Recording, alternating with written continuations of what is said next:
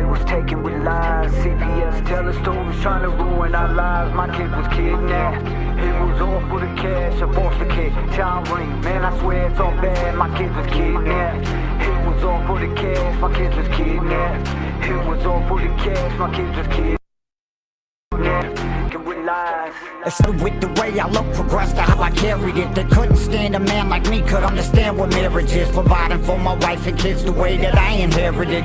Mama raised a man that don't know nothing but to care the kids. How can they just come and take what's mine and I ain't caught a case? Never held with CPS, but still my rights were stripped away. Fighting for my right to parent cause I got tats upon my face. See through all your blatant lies, I be the one y'all love to hate. It's wrong what y'all out here doing, lying, taking people's kids. Breaking up a happy home cause y'all don't like the way we live. Long as we provide no abuse, then y'all should mind your biz. Stop messing with my right to live. You're breaking laws, release my kids. Tired, I can take it, this is real and I'ma bear it all. Lawyers, they appointed me, never even took my calls. They falsified my drug screens, flat out lied and that ain't all. This whole case a cover up and they ain't gotta follow laws. Kidnapped. It was taken with lies. CPS telling stories trying to ruin our lives. My kids was kidnapped. It was all for the cash, a foster kid, child rape. Man, I swear it's all bad. My kids was kidnapped. It was taken with lies. CPS telling stories trying to ruin our lives. My kids was kidnapped. It was all for the cash, a foster kid, child rape. Man, I swear it's all bad. My kids was kidnapped. It was taken with lies. CPS telling stories trying to ruin our lives. My kids was kidnapped. It was all for the cash, a foster kid, child rape. Man, I swear it's all bad. My kids was kidnapped. Reaching out for help, come on tell me, do y'all feel my pain? Watch my wife cry herself to sleep and I can do a thing. On the verge of losing it, swear I'm about to go. Strength to make it through another day. Can't begin to understand all the stuff my kids go through. The pain they feel or what they think for real. It's hard to bear the truth. Snatched away, place with strangers. Broke me when I heard the news. Rotting in the prison cell for something I ain't even do. The fight is real and we won't stop till all our kids is coming home. Playing games but they ain't know they dealing with the king of thrones. Lawyered up, got a pit bull, yeah, now it's really on. He didn't take my family back and trust me, we don't stand alone. This right here's for everyone who going what we going through. Be the voice for all of y'all. The pain you feel, I feel it too. This is wrong, it's time for change. Pushing hard to make the news. Austin, Trinity, Kiara, Bella, Hope. Cam, this one's for you. Kidnapped. This song is for all of us facing the struggle. Our kids are being taken with lies and corruption. It's not just happening to me, it's happening to everyone all across this nation. I've seen it firsthand. I've read your stories, your letters, emails. I've read reports, actual findings. Seen it happening to my family, my friends, strangers. We are parents and we're losing our rights based on lies that are being fed to the court. TCF and all these agencies use our kids to keep themselves in business. Create false scenarios, change the evidence, pay some work, lie under oath. This has gotta stop. This is wrong. Kidnapped.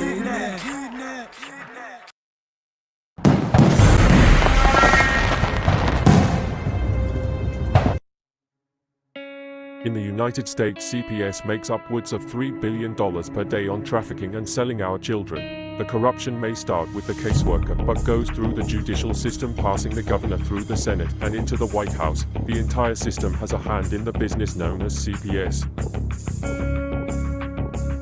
Our children are stolen every minute of a 24-hour day.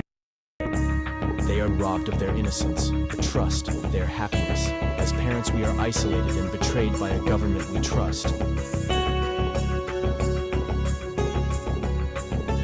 States are balancing budgets on kids' lives. Only 12% of the kids taken will be reunified. Title IV funding is being riveted with fraud.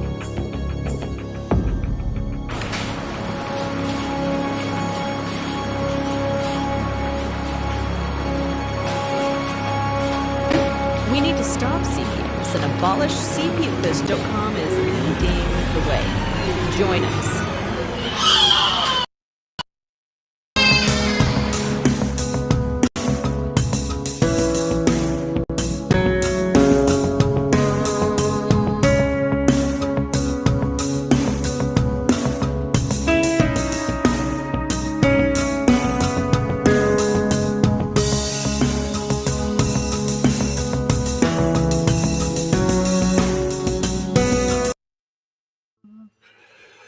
All right, everybody, welcome to Tuesday night, April 2nd. April Fool's Day is over with. I am your host, CPS Punisher, it is CPS victims hunting for justice. Look, the number one thing that we look for in all of our cases are who's telling the truth and who's not, right?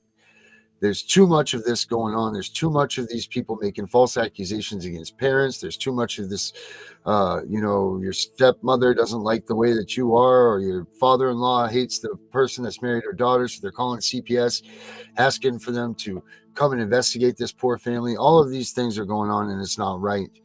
It's the epitome of what this service can do and what it's doing to families. It's completely ruining families. That's what CPS is doing. It's tearing families apart. It's removing fathers. It's removing families. It's removing children, and not giving people a chance because people don't tell the truth. If there's one thing that you should never, ever, ever do, that's call CPS because you have a vengeance against somebody, because these people are coming. It is the law that they have to come in and check to make sure that you are not doing something to these children. And let me say something like this. Everybody has a skeleton in their closet. And if these caseworkers want your kid bad enough, they're going to find those skeletons and they're going to find those wrongs. They're going to destroy your family. So please, people, I beg you, do not call CPS because you're angry with someone, because you just got a hair across your ass. There's no reason to involve a family, to involve a child, to involve anybody if it's not necessary. We already know that this system has vengeance against these people and against us. So the worst thing you can do is put an innocent family in the targets of a organization that is gunning for us to lose our rights. That being said, I'm going to bring on my co-host, Melissa. Melissa, how we doing tonight? I'm good, Darren. How you doing? I'm all right. I'm hanging in there. Hey, I want to give everybody an update. Josie was at her court case today, and she actually did very well. It was a victory in her eyes. The court actually agreed to hear her case on April 10th. So she has actually succeeded in bringing up charges on not CPS, but bringing up criminal charges on the people involved with taking her child. So that's an awesome victory for her. So congratulations. And it's also quite a thing for us to know that maybe that this is an avenue that's paving the way.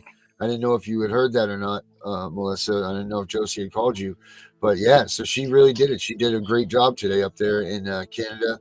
And it's definitely going to be something to look at and make sure that if it's something that we can do in this country, that we can follow suit. Hey, Melissa, tonight we've got a guest that's been on here before. He comes from your neck of the woods, or your old neck of the woods anyway. And that is soon to be, hopefully, Sheriff Jeff Glasser. Jeff, how we doing tonight, my man? I'm doing good. All right. What's new with you, Jeff? Anything new had court today. Oh, you did? So how did we do? Well, the GL was trying to strip me of my visits again. Mm-hmm. And my attorney, he had paperwork laid out from the front of the desk all the way to the back, had all these little sticky things, with writing on them all. And she seen that. Mm-hmm. We had been in a mediation, and she brought up stuff from the mediation. So he was going in, did a motion to strike everything, that her whole thing, get it all thrown out. Right. And the judge come in there, and the judge is like, so how's the visits going? And my attorney said, well, they ain't going anywhere. He said, we had an agreement, but McCree refuses to sign it. She goes, well, is it this right here? She goes, I don't see no signatures. He goes, the one I got has everybody's signature but hers. And the judge got very pissed. Nice. Said, I have jurisdiction. I can do whatever I want. Do you want me to do what I think is best? She goes, well, she goes, what do you want? Well, she just realized that she was going to get her padonkadonk beat the hell out of by that judge. So she says, I want my name off of it. I don't want nothing more to do with this. Judge said, then why don't your motion say that? She goes, did you talk to any other attorneys? She goes, no. Well, why don't your motion say that you want your name off this case? Well, she goes, my order was for this child to be returned home by the start of school. She said, and I want to know how things are going. And then they got into a little discussion thing. And then the judge said, you know what?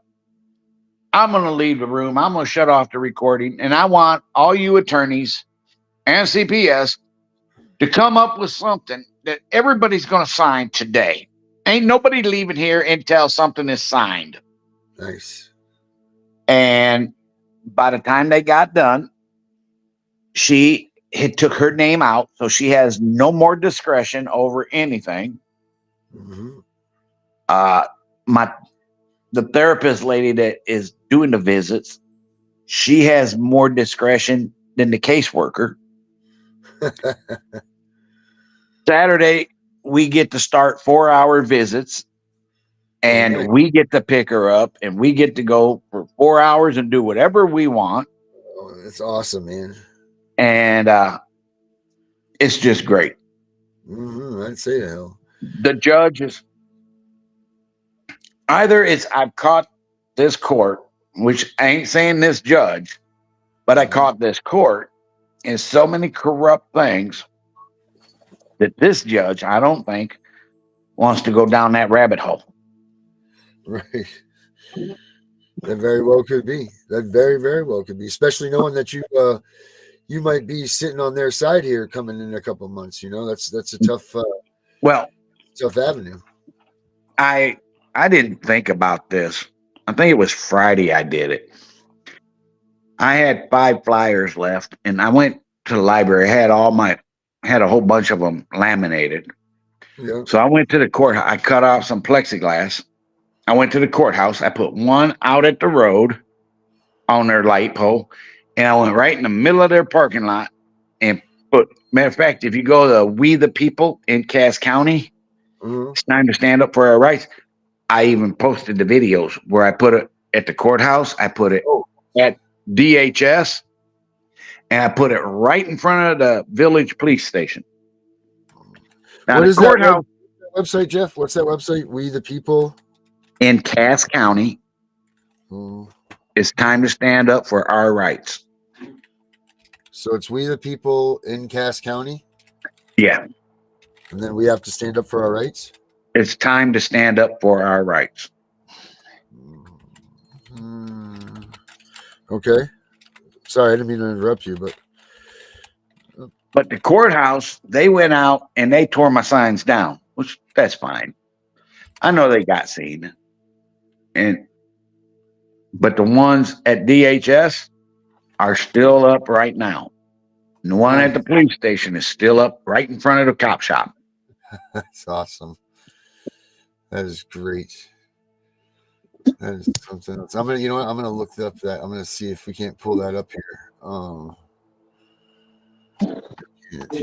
See, Melissa, while we're waiting here, did you have a side question you wanted to ask? I don't know where Herbert is here, but I don't know if we could get this out. Melissa, why don't you ask Jeff while I'm pulling this up, that question that you wanted to ask him.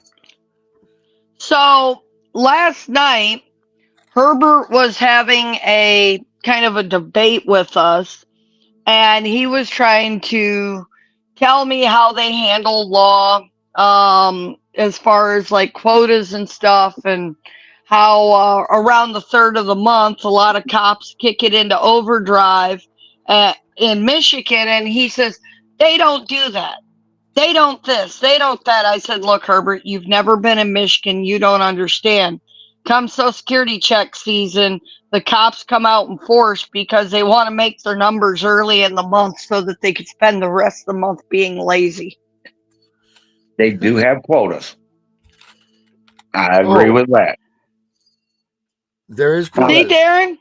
the And cops look, might not agree that they got quotas, but they ain't getting paid, and the county and the state ain't getting no money if they ain't out there serving us tickets while they're protecting us on the side of the road.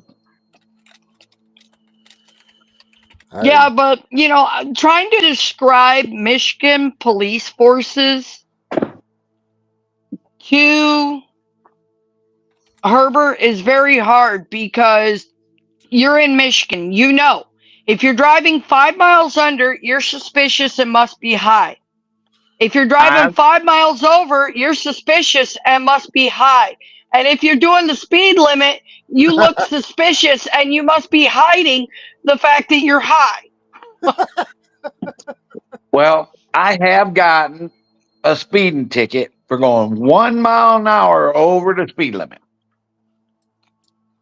Yeah, I got pulled for doing 2 mile an hour over in Flat Rock down there in Wayne County. The cop said that I was speeding through town. I said, how fast was I going? I was actually on my way to my mom's funeral. And he asked me, he says, does your mom know you're driving her van? I said, well, probably not, being that she passed away last week and I'm on my way to her funeral. I said, how fast was I going? He says, I clocked you doing 27 in a 25. oh, wow. And he pulls you over for it. Oh, and in Michigan, you do not own a yellow car, a bright red car, or a bright blue car unless you want to be pulled over. Do I lie, Jeff? Well, I've never drove a bright red car because I've always been told those are kind of mainly girls that aren't on the up and up is driving bright red cars. I've never I've drove never a heard banana. that. I've never drove a banana. I don't like driving around on a banana. All right, here Now, we I go. Here. do like blue, but I've never owned a blue vehicle. Yeah, I mean, No. yeah. Here we go, Jeff. Here's you. Here's you here today. This is at the courthouse, right? You said, Yep. All right, here we go. Here.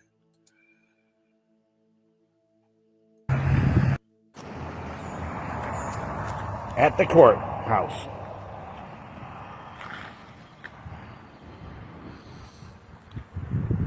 That's the courthouse. Got a sign right down there too. Let's see if I can blow it up.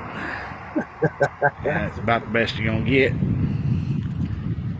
There it And is. then right here in the middle of the parking lot. And then the one I put on at the police station, Yeah.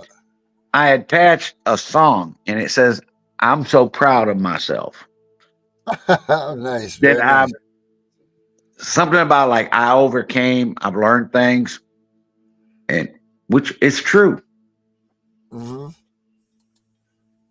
I mean, what's your reasoning for? I mean, what's your main drive behind running for this sheriff spot, Jeff?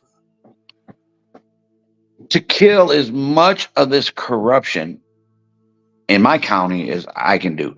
If I can do something good here, maybe I can force other counties to follow suit. Right. And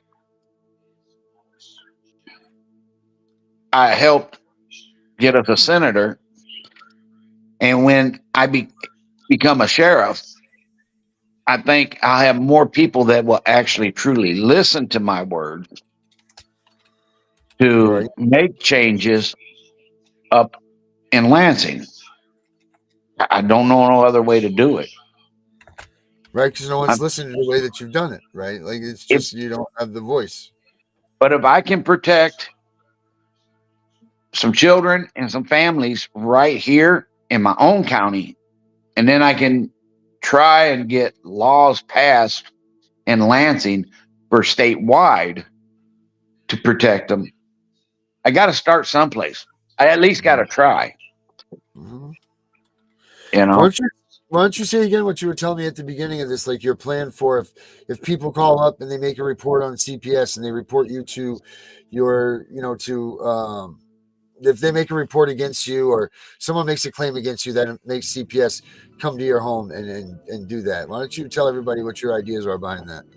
Well, the way I have came to understand our Constitution and our rights, if they want to come and say, search your house, they're supposed to have a signed affidavit along with the search warrant. So why not make, if somebody wants to, but this is countywide for everything. You know, if somebody says you raped me, you're going to do a signed affidavit first. Then you're going to take a lie detector test. In which, if you're telling the truth, that'll only make the court case stronger. But if you're lying, then you're going to get a felony for doing a false affidavit and false police report, and you get to go to jail. If somebody wants to make a complaint to CPS, I'm going to make it where they have to do an affidavit and then take a lie detector test. Now, their name can still stay, and nobody needs to know. They'll just wonder, why in the hell is this person being charged with making a false police report? I'll let it stay anonymous. I don't care about that part. I just care about making it stop. If you're going to make a false report on somebody because you got a hair stuck sideways, then you get to go to jail. Right. That's fair. I mean, that's fair enough. There's too many people that are good people that are getting ruined. Their families are getting torn apart. And it's not just even the immediate family in these situations that get torn apart. An entire family become disenfranchised from each other because of what goes on in these investigations and these stories, like whether it's the aunt and the uncle or the brother and the sister, that they say that they'll agree with the caseworker and say, oh wow, this happened, they can't believe, even though they've known you your whole life, they side with what the caseworker says. They say you do drugs, or they say that you slapped your kid in the head, or whatever they come up with. It seems like everybody else believes what the accusations are on you, opposed to the truth that comes out of your mouth as the accused. And that's not right, and that's not fair. So this is a great way to stop this malarkey that's going on and make these people think twice about coming in and starting. Darren, that's kind of actually what they've done in Texas. Okay. I don't know if you've done any research on, they just revamped the entire CPS reporting system. So in Texas, when you make an allegation, you have to dial your local police department. I don't know if they use the 911 line or the regular line, but the only person that can notify CPS to go to the house is a police officer after he's went and done a wellness check to see if there's any validity to the cases, because they're getting too many falsified cases. And if they go out there and they find no facts to what's being said, they then are now going after the people making the falsified reports, because there is now no such thing as an anonymous report in Texas. Now, I don't know if I told you this. I think I told you. My plan is, when I become sheriff, I do know 2 officers that are really great people. They follow our Constitution. They respect us as people, and they don't break the law. So I'm going to try and talk them into being my special deputies. And then I'm going to try and find some attorneys, like 1 or 2. That way they'll have an attorney on their side also, and a couple normal, everyday, reasonable, fairly smart people. Right. And deputize them. And their only jobs will be, if somebody makes a complaint, they will go and do an investigation. CPS ain't going to take their corrupt polices that they got in there that just steal somebody's kids. Right. And then when they ain't doing that, their other job will be to investigate when somebody comes and says, this caseworker did this. I got the evidence that they falsified this paperwork. I got the evidence that they committed these felonies. They will investigate those. It won't be no more, well, you just don't like what the judge said. No, it will be investigated by law enforcement. And if they find that it's factual, then their job will be to take it up to Lansing to the Michigan Attorney General and see about getting charges put on them at the Attorney General's office, because you ain't going to get charges put on them down here in their own county where they work. That'll never happen. Right. You know? No. Yep. It's you need to get out of that area. We need to get fresh people involved in this stuff. We need to get people like you, people like us that have either had interactions that have kind of, it's not that it's soiled your figure of how you've looked at CPS, but it's just you've been wronged by them, and you can see that this is more of this than there isn't on the other side. Where is, like I agree 100% that I agree 100% that we need a system in place to make sure that these children are protected. However, there's so much dirtiness and so much corruption in this system already that I don't think that we can just put a Band-Aid on this thing and fix it. There needs to be a complete abolishment of it and then rebuilt from the ground up. It just seems to me as the children that are truly in need of help, they get passed by. Well, they do that because they call them quote unquote damaged goods. So they're harder to adopt, they're harder to find placement for, and they're going to collect get more money.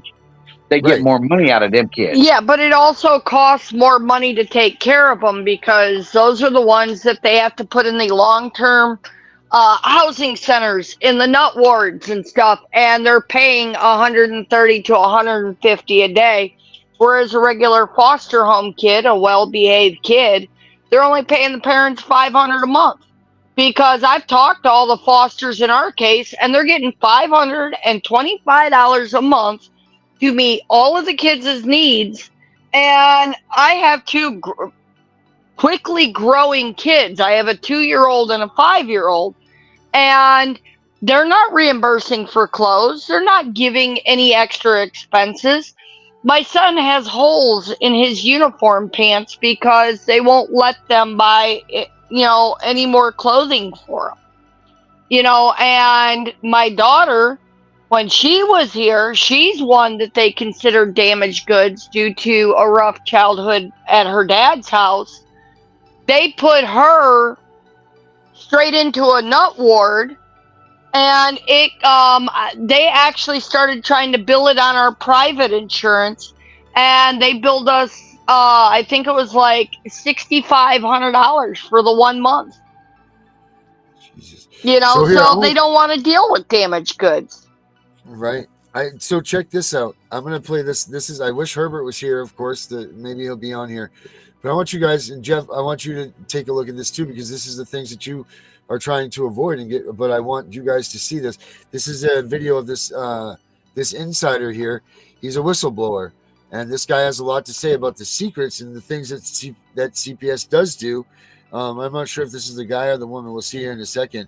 But this is the things that they do, and they try to get away with, against the system. And it's pretty crazy what this guy has to say here. Let me, I don't know what we're doing here. Yeah, I think I've seen this about a year and a half ago. Did you see this guy? I think because the lady comes up and talks after he talks. Yeah, correct. It's some pretty crazy stuff. For over 20 years. She is the former enforcement officer and investigator for the 37th Circuit Family Court System in Michigan. Wow. Ms. Rhodes has a behavioral psychology degree from Western Michigan University. She's written about the court Enemy of the Family, exposing the inequities in Michigan for over 20 years. She is the former enforcement officer and investigator for the 37th Circuit Family Court System in Michigan. Wow. Ms. Rhodes has a behavioral psychology degree from Western Michigan University. She's written about the court Enemy of the Family, exposing the inequities and corruption of a bureaucracy that is based on money and not the best interest of the children and families. It's a pleasure, ladies and gentlemen, to introduce to you Ms. Carol Rhodes. Yes.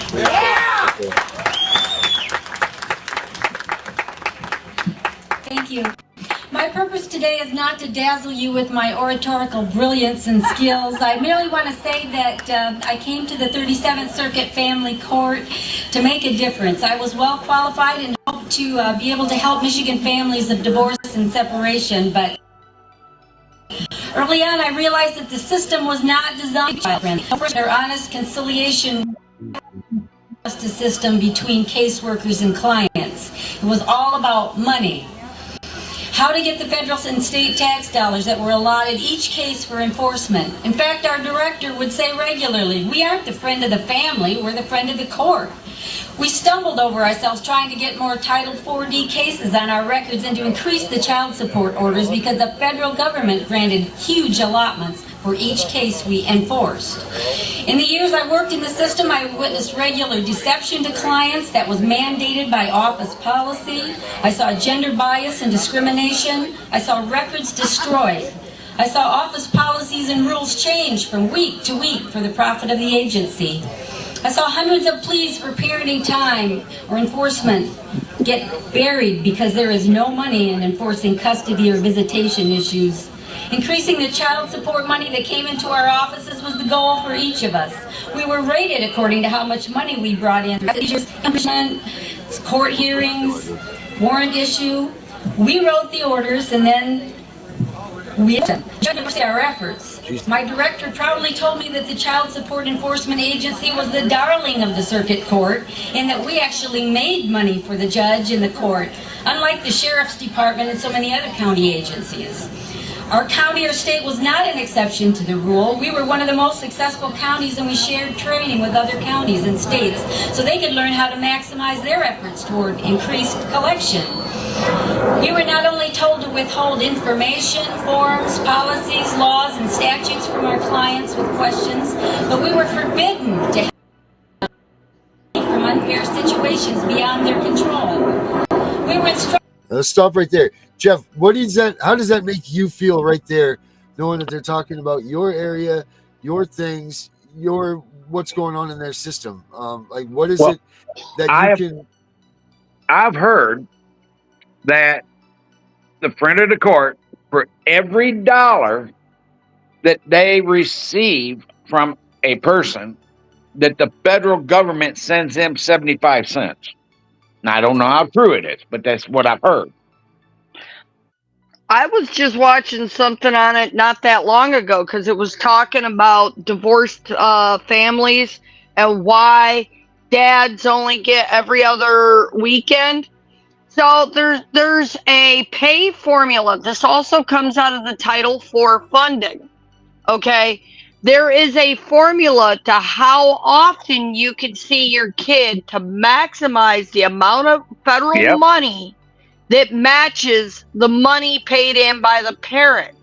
And with the department kids, I heard that it was a dollar-to-dollar match. And that if a judge gives you every other weekend and every other holiday, plus 1 week for summer vacation on a divorce custody case, that they can actually get an 82 cents on the dollar match. Wow. Yep, that's why they don't want to give, like, the kid, you know, like if you both live in the same town real close together and the kids would still go to the same school, they don't want the kid to be at the dad's house one day and at the mom's house the next day, because then that breaks it to where it's kind of even Steven. So I don't pay you child support, you don't pay me child support.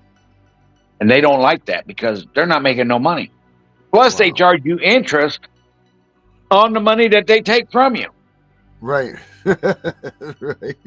All right. Let's see what she has to say here. I don't know why everything's running so slow today. Let's see here. Hopefully. Instructed to quickly help those who were demanding increases. But we were threatened with losing our jobs if we should breathe a word to encourage an injured or unemployed payer to petition for a reduction of any kind. For the years that I worked in the system, I put my job on the line whenever I helped any of the parties in trouble. We were not to get personally involved. In the best interests of the children or parents, we had nothing to do with that. I was derisively accused of wasting my time being a social worker. We worked closely with Child Protective Services and family independence agencies, and they were the same way.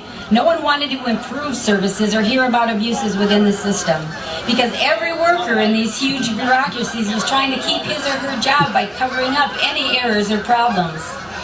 I had 6 secretaries underneath me, unlimited power in my 401k and my office to lose if I should rock the boat. But rock the boat I did when I wrote the book Friend of the Court, Enemy of the Family. Families that were bleeding from the pain of divorce and separation were insulted, tricked, lied to, and deceived by persons without adequate training to be making those kind of judgment calls. Most of the custody determinations were made by unwed, childless individuals who were totally unqualified to hold the lives of so many in their hands. Determinations were made on the basis of the most child support that could be ordered for each case. Fathers or non-custodial parents were stereotyped as payers only. The court and most caseworkers felt that fathers were unnecessary and possibly dangerous for the children to have contact with. This is an adversarial system. It encourages parental alienation and court battle. It's an elaborate game of winner versus loser. Attorneys coming into the picture further divide the already fractured family and insulate the parents from communicating with each other. After attorneys become involved, new and creative charges of abuse, neglect, and addiction enter the picture. Many times, these are convenient charges against innocent family members guilty of no more than wanting to be good parents even after the partner left. I heard many unwed fathers tell me that they begged the mothers of their children to marry them, but that the mothers were unwilling to give up the welfare check in exchange for a husband and father in the home. The most outdated picture of the father leaving the mom and kids to run off with his secretary is all but a thing of the past. In Southwest Michigan, 98% of the divorces are initiated by mothers and unwanted by the father. These aren't abusive fathers either.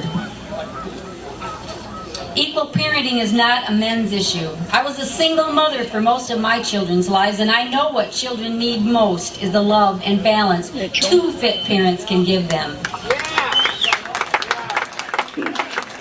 Money can never make up for the loss of a parent. Divorce or separation should not be an important part of themselves. Equal parenting. Let's talk about that, Jeff. So one of CPS's number one things that they do when they get involved in these cases is they separate the mom and the dad. They try like hell. This caseworker told Shauna if she moved out, she could get our daughter back. Nice and quick. As soon as she moved out, within that week, she did a home visit. Shauna had her on recording stating, now that you're not with Jeff, you can go out and start seeing whoever you want. Just do whatever you want to do. Just don't get serious. But going back to this video, in St. Joe, Michigan, the guy, I don't know if he's still there or not, but he's the man that wrote the handbook for the Friend of the Court in Michigan. And I had a visit with him one day. And he's telling me how I'm just this horrible, rotten person, and I'm violent, and I'm this and that. I'm like, no, I'm not. I'm not violent unless somebody pushes me into it.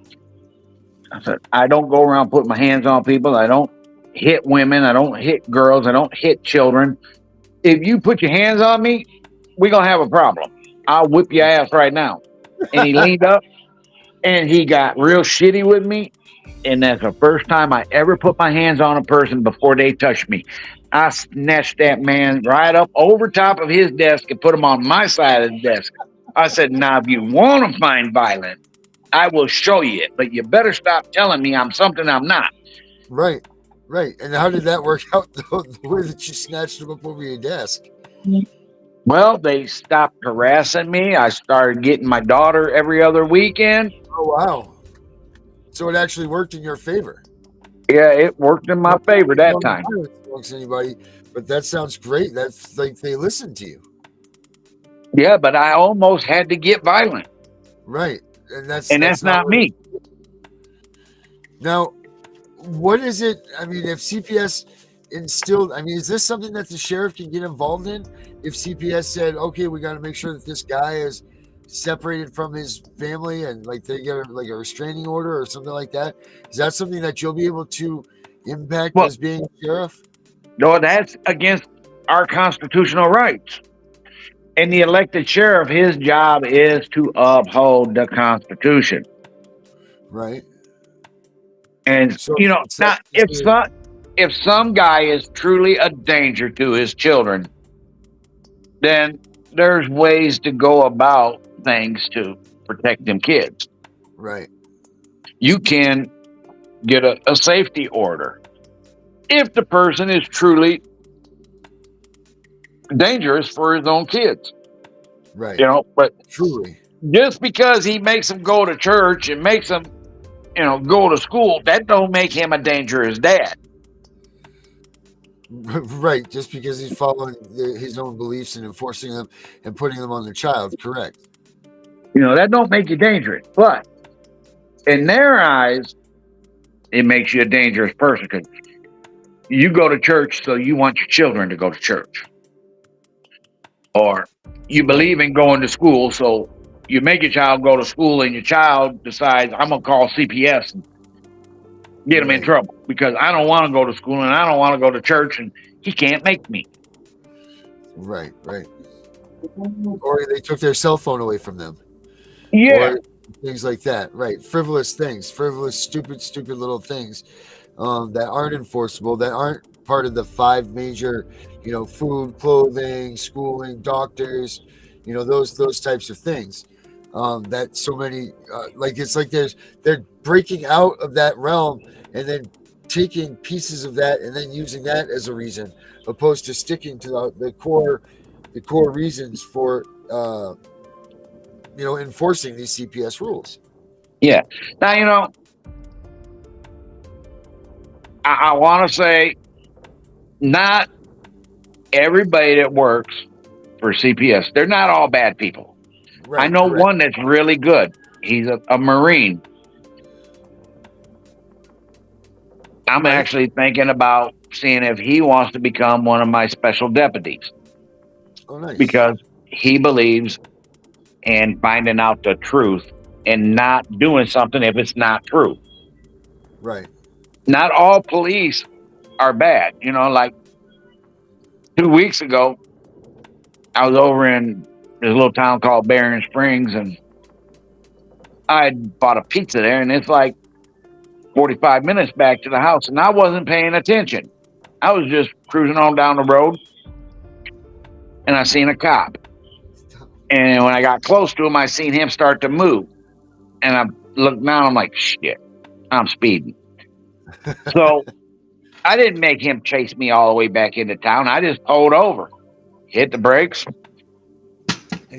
He got out. He goes, Jeff, what are you doing?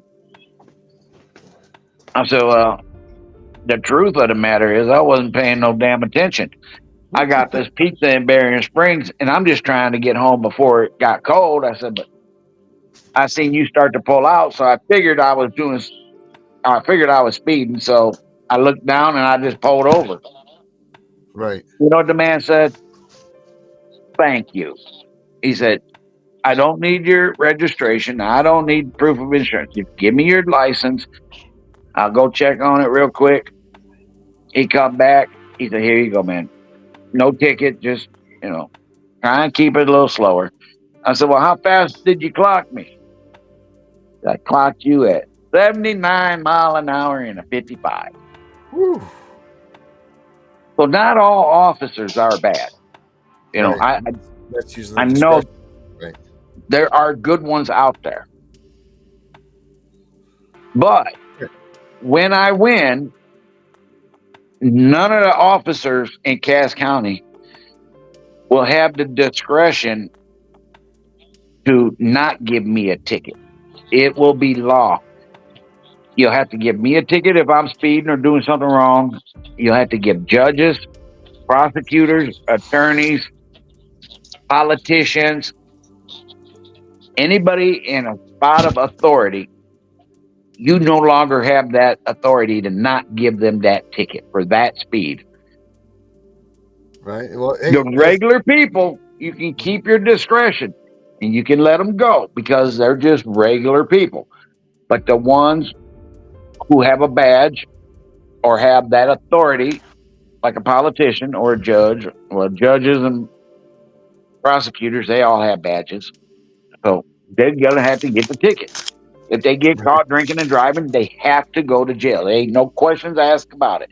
You ain't got to call in and ask your road sergeant, hey, should we let them go? No. There's only one rule. Go to jail. right. Hey guys, Herbert's in the house here, so this is a perfect time for us to be talking about this one here, the rule there, Jeff. Herbert, we got Jeff here. You remember Jeff, the guy running for or the guy that's going to be the next sheriff up there in Michigan. Hey Jeff, how you doing? No, not bad. How you doing? We were just talking. Okay, I was listening to what you were saying, and I'm being a state police officer myself. You're right in terms of politicians or whatever, speeding, driving, whatever that, the 9 yards is. But we take precaution when we're going to get a person like that. One of the things I'm going to do is get my supervisor out there, because I'm just not going to single-handedly give that guy a ticket or put him in handcuffs. If they're drinking, you're going to put them in jail. If you're in I'm my going to county. make sure he could be in drinking. But the thing is, I want to make sure that my supervisor, if I'm working for you, I'm going to make sure you know who I got and what's going on. As long as I know you got my backing, he's going to jail. Well, because too many police officers in different cities have given people, politicians and everything else, tickets or jail or whatever, and about 3 to 6 months they lost their job. I won't allow that. You do the right job. Well, that's what I'm saying. You will have my protection. As long as I got your blessing, he go to jail. But on the other hand, let's say you're a police officer and you're having a bad day, so you decide you're going to assault a citizen. You're going to go to jail. I ain't playing. You're fired on the spot and you're in jail on that spot. Of course. That has happened more than 12 times in my 30 years on the job. That happened more than 12 times. Well, I don't see it happening around here. I see them. They do. What state? What state are you Michigan. in? Michigan. Yep. I just called Michigan yesterday because I was checking on something for Melissa about what was it, Melissa? It was about we already had the quota question earlier, and he said the same thing I told you. Michigan has quotas. Michigan does not have quotas because it's constitutionally illegal, and I checked about all the other states. The only state, believe it or not, I'm gonna make all y'all laugh, that actually has a quota, and I spoke to them today. The one that I found out today that has a quota and they don't care about the constitutional law is Portland, Maine. We win. Maine don't care about no quotas. They have quotas. Maine has quotas. I guarantee you, Michigan has quotas. I see it. I spoke to my counterpart. I'm gonna tell you what, my friend. I spoke to my counterpart, state troopers in Michigan yesterday, and they told me it's constitutional illegal. They do not have quotas. Okay, Now, but what they do have, you got to start calling the local PDs and the sheriff's office. The state troopers in Michigan are a different, that's kind of like asking a Marine how to be in the Army. No. He's talking about the state. He's saying that it's constitutionally illegal. Yeah, that's for the whole state. Them. It's constitutionally illegal for CPS to lie in court, to falsify documents, but they still do that anyhow. Also, they kidnap our children. Okay, now here's my understanding, and this is how I understand it. You get a new buck that just got on the job. We expected him to write, so we could get him used to writing tickets. He could have a training officer with him. Yeah, he gonna pull over, and he should be writing a bunch of tickets because he's in training. Yeah, But you got your seasoned officer. Your seasoned officer shouldn't be out there trying to meet a quota. There is no quota. They don't care about quotas. They do. Well, I call little These small communities, they ain't got a lot of money coming in. They will serve you that ticket while they're protecting you on the side of that road. And they'll do it many times to many people. I mean, it's real easy to watch them do it. Okay, hit me up. Hit me up. Give me a police department. I'll call them. I think it's more like, isn't it, what do they call that? It's like it's not, you're not going to find it. Give me any police You're not going to department. find it in any book. Because they look You're me not going up. to find it in any book, but you're going to tell me that a captain to a police force in Podunk, wherever, isn't going to say, guys, we need to pull in about 20 guys get this week because we need to make sure we get to this level or this thing or this thing. You're not going to find it in any law book. You're right, because it's unconstitutional. But you're not going to get it. Yeah, but Darren, what you're saying is correct. But they damn If they sure got to having keep problems- the ATM rotating at the courthouse. Otherwise, no one's getting a paycheck. Right. I'm saying to you, in little small towns where they're trying to make money, I can see that. Okay, I can see that going on.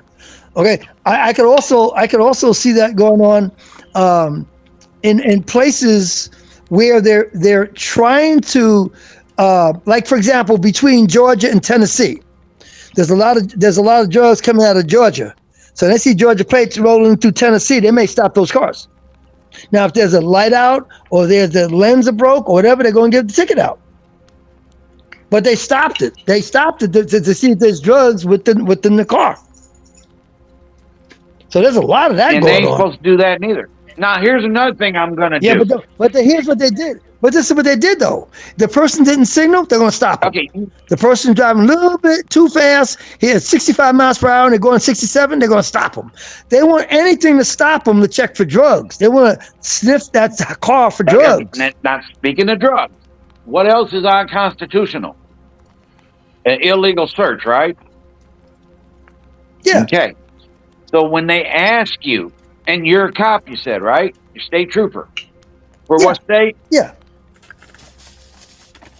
What state are you in? New York. Retired New York. New York. All right. So you pull over somebody and you say, "Can I search your vehicle?" And they say, "Hell no." What's the second thing you say? "I'm going to go get my dog." Yep. Exactly. So you're going to allow a dog to violate somebody's constitutional right.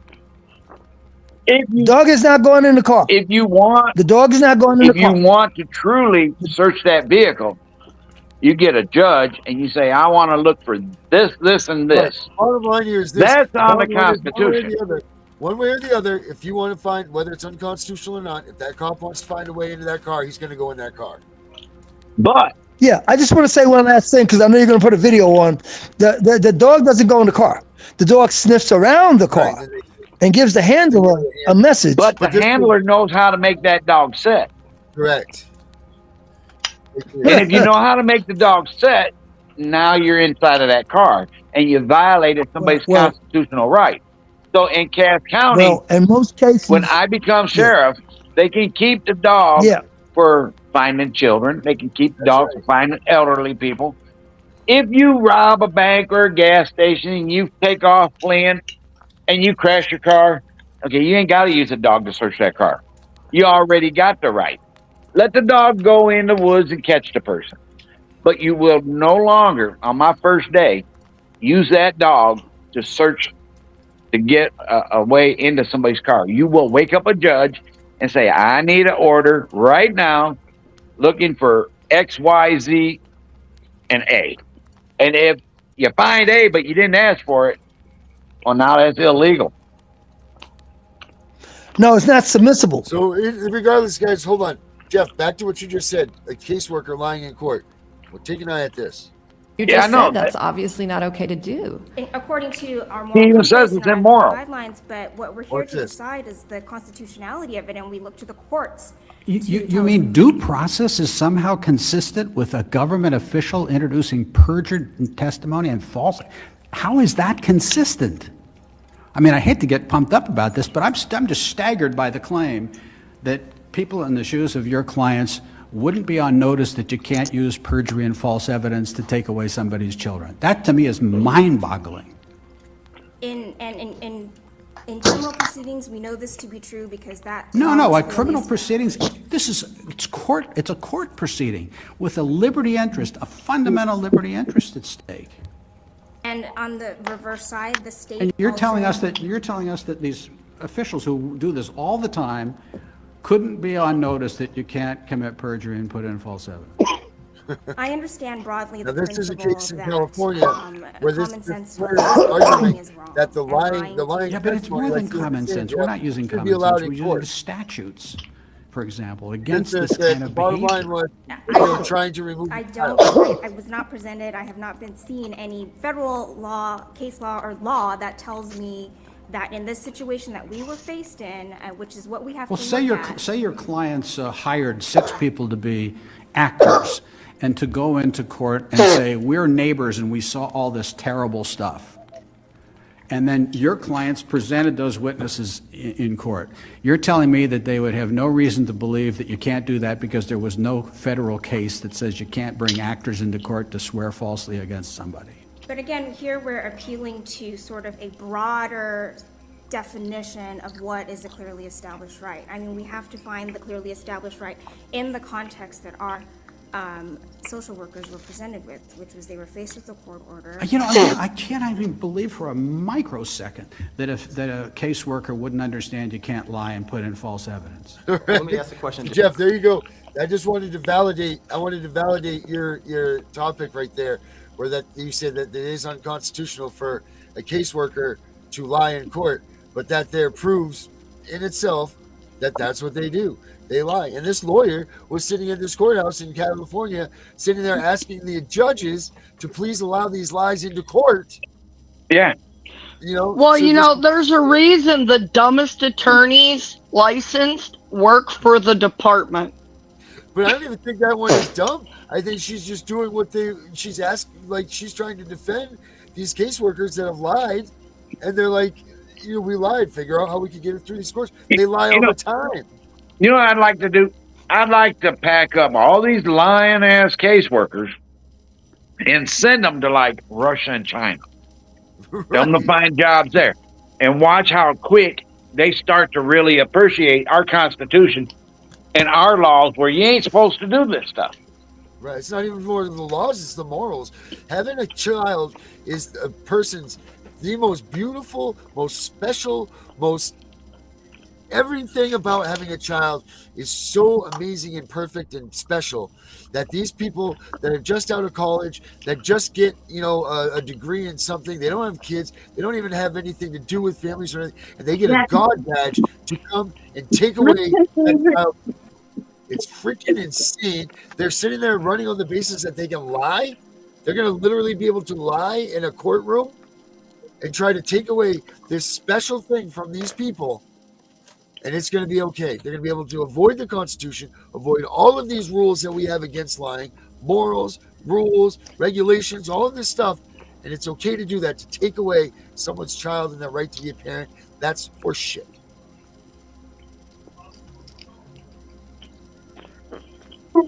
That is, and every one of them needs to go to prison for it. That's right. And that's why I'm going to make special deputies to investigate every one of these caseworkers and every file that they've had. And if anybody that comes up and says, I got this evidence, they are going to truly, actually, honestly, sincerely investigate it. And when they find wrongdoing, their only next job is to go to the Michigan Attorney General and get that person brought up on charges. Oh God, I so hope that you get into that office. I so hope that these rules go through, because this is what we need, man. This is exactly what we need, because it's enough is enough. They are skating by every day by breaking these rules and breaking people's hearts, and it's disgusting, despicable, and it needs to be stopped. So Jeff, I truly hope that you win this part of office. But we're running a little bit late here. Well, I'll tell you this real quick. Yes, sir. About 5 months ago, I started to doubt myself. So I asked my phone, what does an elected sheriff's job truly, do? What's his job title? What's he got to do? Right. My phone sent me back a Bible verse. I think it was Deuteronomy, or something like that, 3:2. And it said that sheriff was in the Bible before even Jesus Christ, and the sheriff's job was to protect the people and the king's goods. And so at that moment in time, I had to tell God, I'm sorry that I doubted myself, because by doubting me, I doubted you. Right. And I've talked to a lot of people, and a lot of people say, I think you're crazy. That sheriff don't show up in the Bible. So Google it. And as soon as they Google it, they say, I guess I was wrong. You are the last protection. You are the last line of defense between we, the people of the United States, and government tyranny and government obstruction and all this. You are the protector of our constitutional rights as well, we don't have constitutional rights with the Bill of Rights, but you are our protector of our rights as citizens of the United States. You are the last line of defense. Yeah. You're supposed to run a militia. You're supposed to head a militia. You're supposed to. There's a lot of rules. Did I ever get you that Anderson's Sheriff's book? No. All right. I'm going to make sure I email that to you right now. And actually, you go to my website too, abolishcps.com, and it's on there under documents that are important. Now, that flyer I sent you to. Yeah. If you would put that on your Facebook account and send it to every single person you know and ask them to send it to everybody they know. I will do that. Because guaranteed, you probably don't know it, but you got a friend who knows one or two people in Cass County, more than likely. And and then somebody else will have a friend that they don't know, but they know somebody in Cass County. So the more people that can get sent out to, because now we're down on the crunch time. Yes, sir. August the 6th is coming so fast. August the 6th is when your election is? Well, August the 6th is the primary. The primary, okay. It's Cass County. Yeah. Let me get stuff written down in here too, so I remember this. So August. Now, while Darren's doing that, may I ask you a question, sir? Where did you serve as an officer, and how many years? I have never served as a law officer, but I believe so much in our Constitution. I joined the military at 16. I'm an honorable veteran. August 6th. I managed to stay out of trouble for 56 years, 57 now. And my undersheriff, he's been a special deputy. He's been a Berrien County sheriff. He's been a dog catcher for Berrien County. He's been a Marine. He's been post office for 18 years. So he's got plenty of. That's what you did? That's what That's what you did? No, my undersheriff. The guy I'm picking for my undersheriff. Oh, okay, but I'm talking about you. I'm talking about you. I know you were in the service. But did you serve law enforcement? No, he served in the military. Served in the military. Oh, yeah, he served military. But did you serve any civilian law enforcement? No. Okay. He's a full advocate of the Constitution, and to be a sheriff, that's what that sheriff's main job is supposed to be. I just wanted to understand. That's all. Yep. No, that's all you need. I've never been an officer. Okay. As long as you support that Constitution, that's all that matters. That's all that you need to be, man. There's not enough of those out there. Okay. And, I live by my morals, so you will not ever be able to corrupt me. All right. That's what I'm talking about. Hey, Melissa, do you have any last questions for Jeff? We're going to have Jeff on again, too, but I don't know if you had any last things on that you wanted to bring up with him. No, I don't think so. I mean, I think we pretty much covered about everything. Oh, I know. What's the name of the county Cass, that you want to run for sheriff? Cass County. C-A, Is that in Michigan? yes, C-A-S-S, Cass. C-A-F-F? S-S. S-F. No, C-A. S-S. Sam. Okay. Sam. Charlie Alpha. Okay. So, Carol Alpha Sam. Oh, Charlie Alpha Sam. Yes. Yes. Charlie Alpha Sam. Okay. All right, guys. Well, thank you so much for joining us tonight. Jeff, thank you so much. August 4th. August 6th, 2024. We need to get people in there voting for your primary. I'm going to put that up on my website, abolishcps.com, and I'm going to put it on the Fight CPS Facebook. So we're going to get that out there. I'll put that flyer up and everything for you. I'm sure we're going to have you on again before. And that's my personal cell phone number. So if anybody has any questions, they can all feel free to call me. All right. What is your number, Jeff? Do you want to give it out? If you don't 269 Yep. 357 6565. 6565. All right, everybody, you heard him. If you got questions for Jeff about the sheriff's thing or anything you guys need to speak to him, you go ahead more. I'll put that up on the website as well for you, Jeff, if you like. Thank you. And I'll do that. All right, guys, thank you all very much for tonight. I appreciate it, Jeff. Thank you so much, Melissa. Thank you again, and Herbert. As always, love you, man. Yep. Thank you very much for. Okay. We'll see you all tomorrow. Take care. All right, everybody. As you heard, Jeff Glasser, August 6th, Cass County. This is a man that wants to go in. He wants to fight CPS. He wants to drain the swamp, in essence, of Cass County in Michigan. He wants to make sure that people's families aren't getting torn away illegally. He wants to make sure that everything's right. No one's getting a bad shake the way that they're supposed to. This is a man that wants to put the Constitution first, and he wants to put his own name and his own pride second. And that's the people that we need to have in office. I'm a CPS Punisher, guys. Don't forget, keep CPS out of your house. Always. Vote after 2024, August 6th. I'm a Punisher. I'm out of here.